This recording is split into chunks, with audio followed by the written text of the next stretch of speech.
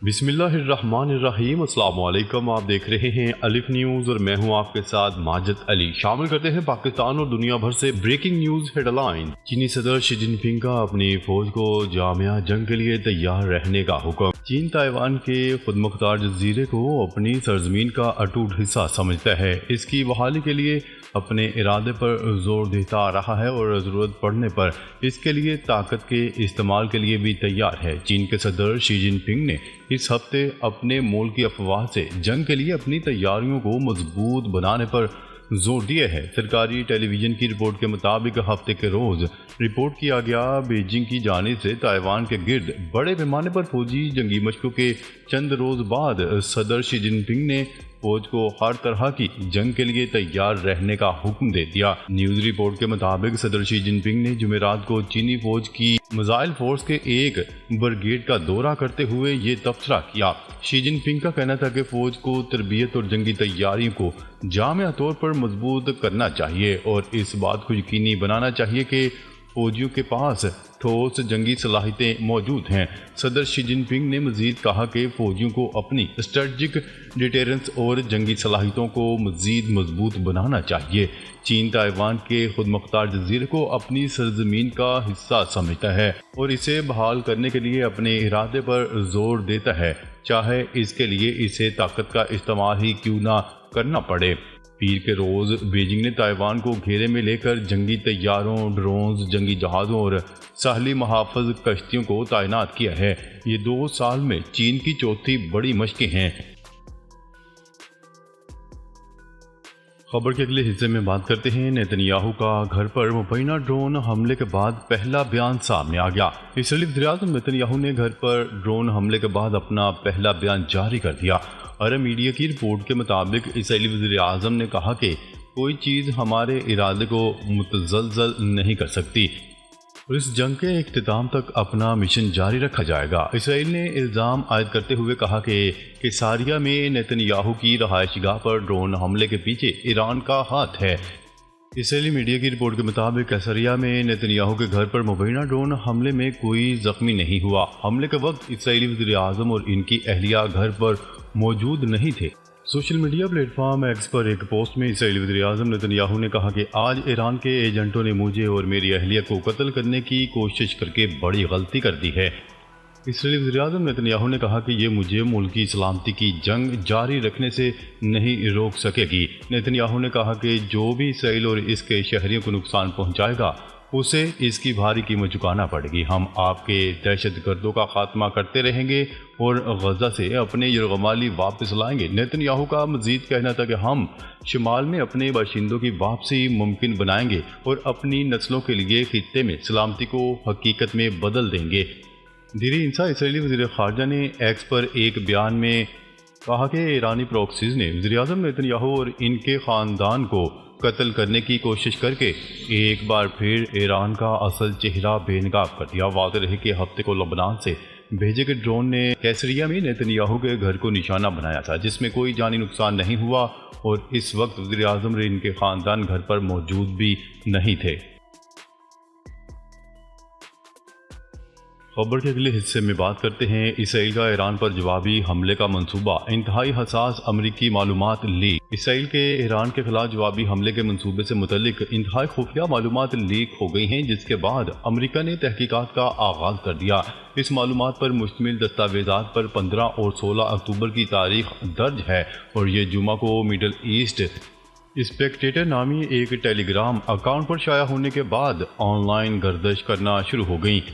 अमरीकी नशरियाती अदारे CNN का कहना है कि इस मामले से जुड़े 3 अफराद ने इस हकीकत की तस्दीक की है कि जबकि इनमें से एक ने दस्तावेज़ात की सदाकत की तस्दीक की। एक अमरीकी ओहदेदार ने CNN को बताया कि ये लीक बहुत ही तशवीशनाक है।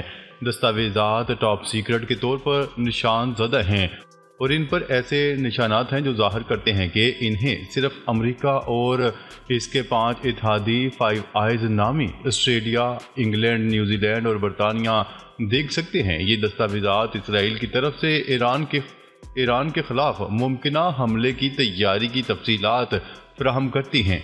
ایک دستاویز جو قومی جغرافیائی انٹیلیجنس ایجنسی کے ذریعے مرتب کی گئی ہے، جس میں کہا گیا ہے کہ منصوبے میں اسرائیل کے ہتھیاروں کی نقل و حمل شامل ہے۔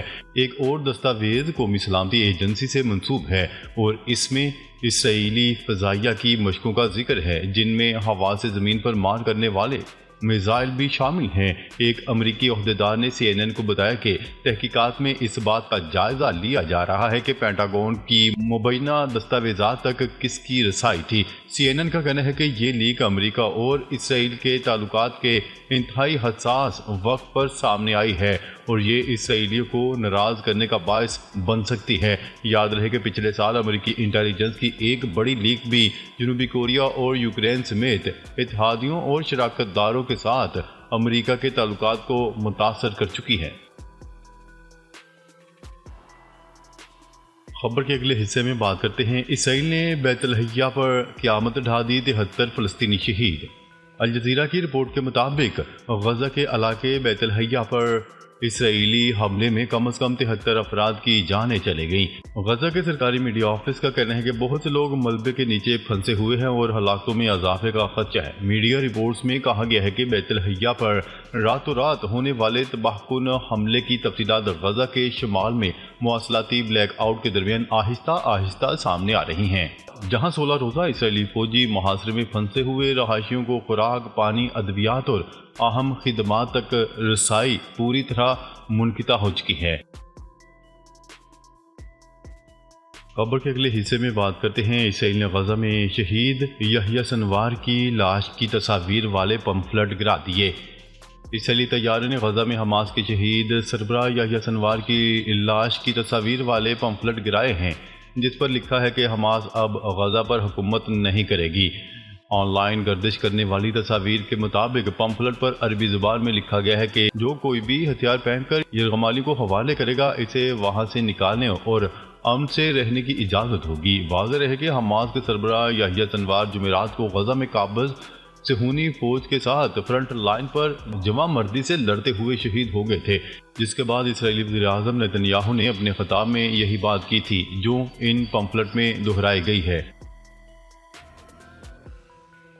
خبر کے اگلے حصے میں بات کرتے ہیں۔ شمالی غزہ میں جھڑپوں کے دوران 2 اسرائیلی فوجی ہلاک۔ قابض صہیونی فوج نے جاری بیان میں کہا ہے کہ اس کے مزید 2 فوجی شمالی غزہ میں لڑائی کے دوران مارے گئے ہیں۔ صہیونی فوج نے یہ بھی کہا ہے کہ جنوبی لبنان میں ڈرون حملے میں ایک افسر شدید زخمی ہوا، جبکہ شدید زخمی ہونے والا ایک فوجی بھی دم توڑ گیا۔ اسرائیلی میڈیا کے مطابق زمینی حملے کے آغاز سے اب تک غزہ میں ہلاک ہونے والے اسرائیلی فوجیوں کی تعداد 357 ہو گئی ہے۔ خبر کے اگلے حصے میں بات کرتے ہیں۔ آئینی ترامیم، تحریک انصاف کا ووٹنگ کے بائیکاٹ کا اعلان۔ تحریک انصاف نے مجوزہ 26ویں آئینی ترمیم کا حصہ نہ بننے اور ووٹنگ کے بائیکاٹ کا اعلان کر دیا۔ تحریک انصاف کی سیاسی کمیٹی کے اعلامیے کے مطابق PTI سینٹ اور قومی اسمبلی دونوں ایوانوں میں آئینی ترمیم پر رائے شماری کے عمل کا مکمل بائیکاٹ کرے گی۔ PTI کا کہنا ہے کہ تحریک انصاف کے ٹکٹس پر سینٹ اور قومی اسمبلی کا حصہ بننے والے ارکان پارٹی پالیسی اور عمران خان کی ہدایت پر عمل کے پابند ہیں۔ رائے شماری میں حصہ لینے والے ارکان کے خلاف بھرپور احتجاج کیا جائے گا۔ PTI کی سیاسی کمیٹی کا کہنا ہے کہ انتخاب پر کھلا ڈاکہ ڈالنے اور عوام کا مینڈیٹ ہتھیا کر ایوانوں پر قابض ہونے والے گروہ کے پاس آئین کو بدلنے کا کوئی اخلاقی، جمہوری اور آئینی جواز نہیں۔ ناظرین، اب تک کے لیے اتنا ہی۔ مزید خبریں لے کر بہت جلد آپ کی خدمت میں حاضر ہوں گے۔ تب تک کے لیے اپنا خیال رکھیے گا۔ اللہ نگہبان۔